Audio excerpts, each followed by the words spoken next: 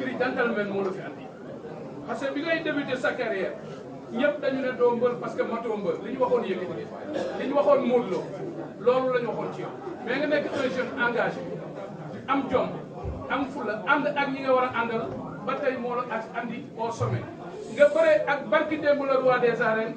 tey ngay bëre ak l'empereur des arènes muy le lutteur le plus populaire de l'arène di doomi Double Less di mbër moo xamante ne nii dugg na aussi ci histoire kon donc tey boo demee ba agsi fii loolu bettul kenn nag ci ku xam lamb ku xam aussi jolwaar bi nga jóge xam ne fa la Modou Ngor Sarr dëkkoon fa la Doudou Yaye Sarr dëkkoon fa la Ousou Ndeblo dëkkoon fa la baat jolwaar dëkkoon nga xam ne moom ñoom Yaxya Joob Yékini ñoo bëre ndoo mbapat muy sa nijaay kon tey car macha allah fii nga agsi du chance ci yow mérite la ñu bàyyi la rek nga nuyoo ak àddina parce que presse baa ngi fii national et international ñu ngi suivre un peu partout à travers le monde ñu bàyyi la nga nuyoo ak mbokk yi bu ko defee nag ñu jabaxal la ay quelques laaj ci biir waxtaan. waaw asalaamaaleykum di wax ne jërëjëfe borom Touba jërëjëfe borom Touba jërëjëfe Cheikh Ahmadou Bamba Khadim Rasoul di nuyu àdduna di nuyu Sénégal di nuyu diaspora bi di nuyu jàmmagën gi ma dëgg di nuyu sëñ Serigne Mbacke sama Serigne sëñ Sidi Mbacke Alxuraan di nuyu sama waajur ki nga xamante ne tey mooy suma yaay ak waa jàmmagën bloc 16 bi ñëpp maa leen di nuyu leew foole séeréer nuwaana leew séeréer mi gin mam simnam mi yoɓɓi nun o ndokor nun o nda nun leyanunga a jiyam combat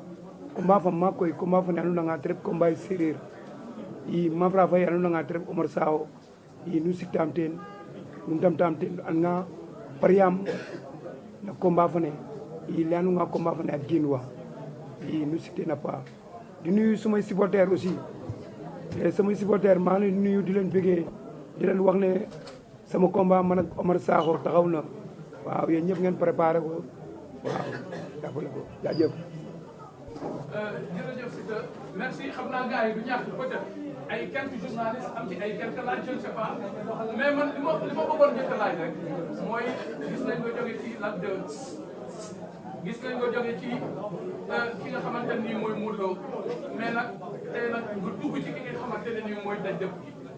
muy Balla Gaye est-ce que en réalité xool nga Balla Gaye bu baax a baax lay suñu waaw li may njëkk a def maa ngi nuyu ñi ma bokkal plateau bi mel ni grand bi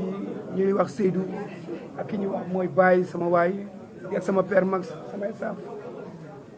di leen wax ne maa ngi leen di nuyu li nga xam ne mooy sponsor bi ñu àndal waaw c'est Wili bi waaw Wili si maa ngi leen di bëggee di leen wax ne li ngeen séntu si ñun yëpp yàlla suñu borom dina def lépp luñ ci mën du yàgg dara Baye dafa ne signature bi jour bi la waaw dinañ la jaayal sa produit di nga xam ne waaw bi mooy zi busura bi bu baax baa ngi nii waaw keneen bu naanul bii rek baaxul waaw loolu moom maa ko wax waaw kon daal ñoo ngi bëggee ñëpp père li nga wax si combat bi revanche la rek dafa ma fay bor rek waaw bor la ma fay waaw daa bëri sama nijaay wax nga ko léegi waaw sama reer jour boobu reeru ma yàlla nelawul sama gént boobu moo nekk ni tey waaw góorgóorlu naa ba egsi fii kon fii laay gën a wone sama jom combat bi am na si lu ma jógee mais loolu yëpp si ginnaaw laa ko teg mais lii ma dëlmal muy combat bi combat la boo xamante ne nar naa si dem ak fulla ak fayda ak jom waaw lépp loo xamante ne léegi war nañu si bis bi dinañ ko def waaw mais revanche la waaw bor la boo xamante ne a sigana ino séeréer waaw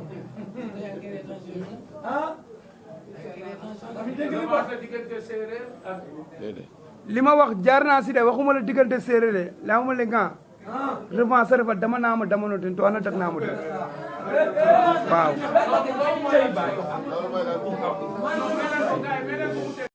yow yaa ma ëppale ay mbokku séeréer yow xam ngay xarit yu bari séeréer boo demee ñu teggal la ko non ñi may déglu dégg nañ ko waaw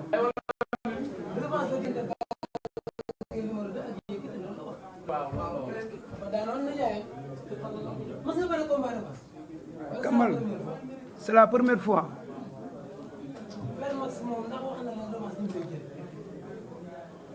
père daf ma ko jàngal waxuma ko de daf ma ko jàngal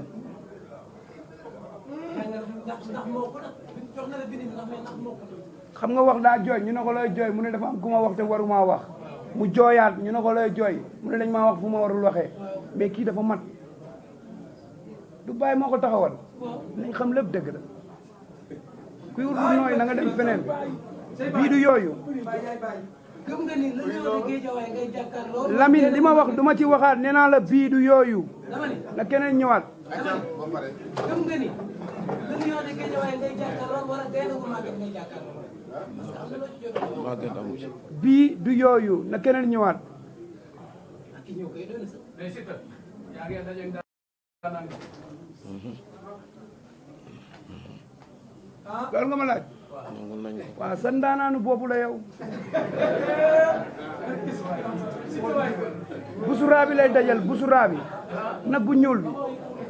ci digg géej gi xam nga ko mooy xeer bu ñuul bi moom lañ naan nag bu ñuul bi nag waaw kooku namul ndox nawet ak noor day tooy waaw na keneen ñëwaat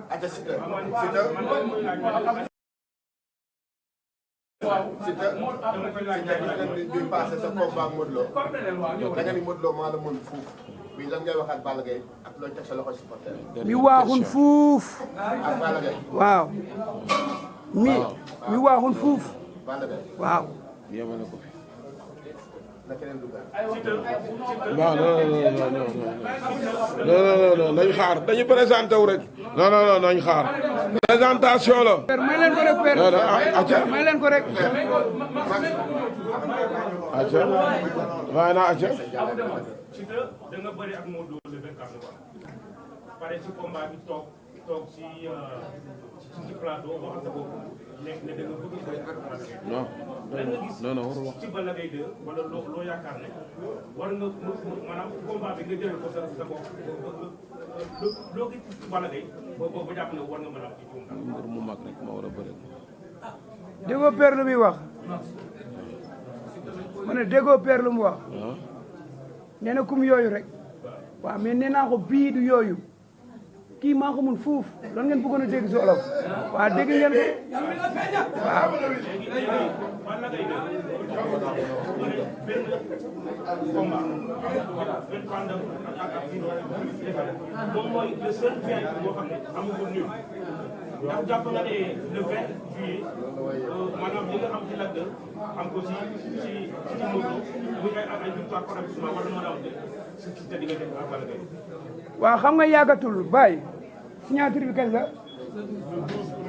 waaw nee naa la Arboura ba arène nationale